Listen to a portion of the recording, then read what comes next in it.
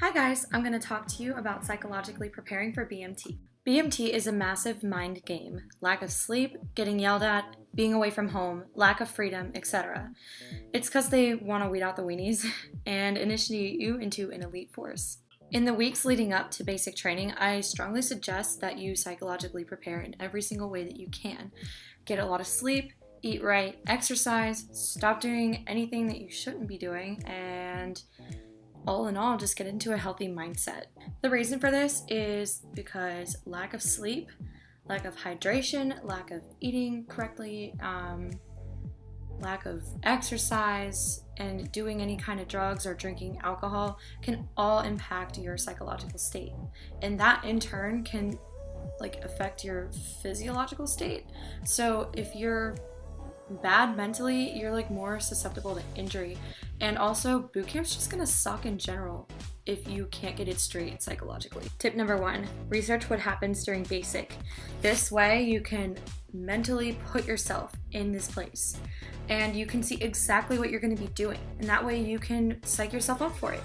You know that you're gonna be clipping strings all day, and you know that you're going to be doing PT once a day. You know that you're going to be getting yelled at. You know what types of exercises you're going to go through. You know what types of games the MTI want to play with you. So all in all, this will help you reduce shock. It will help you be more prepared, and it will help you get through basic training without as many issues as you might have otherwise.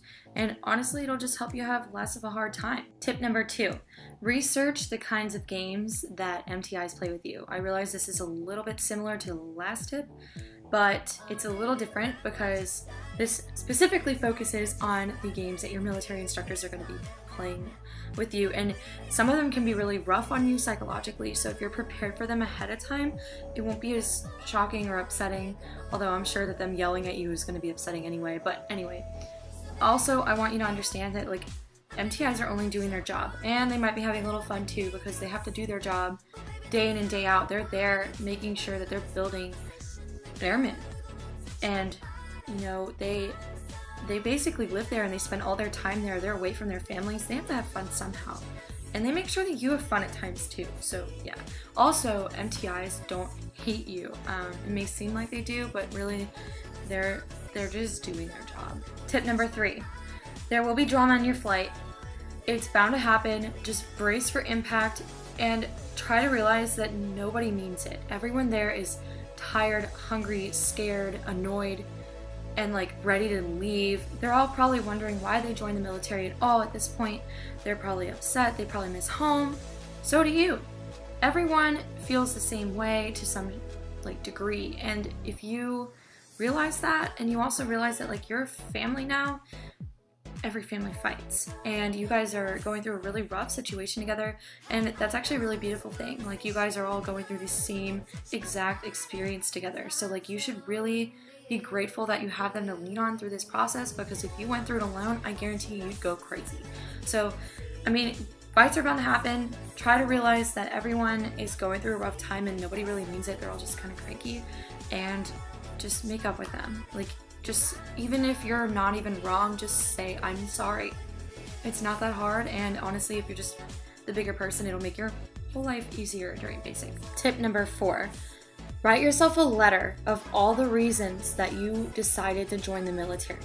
Every single reason, no matter how big or small, no matter how long or short this letter is, and just write yourself a letter of reasons not to give up, and have someone that you trust send it to you when you're as soon as they can give you the first letter. Honestly, I was about to say a couple weeks into basic, but I was no, because I'm pretty sure that the hardest part, everyone tells me that the hardest part about basic is 0 week or week 1 or week 2. Those are the hardest weeks. So tell them that as soon as they can send that letter, tell them to please send that letter from you to you.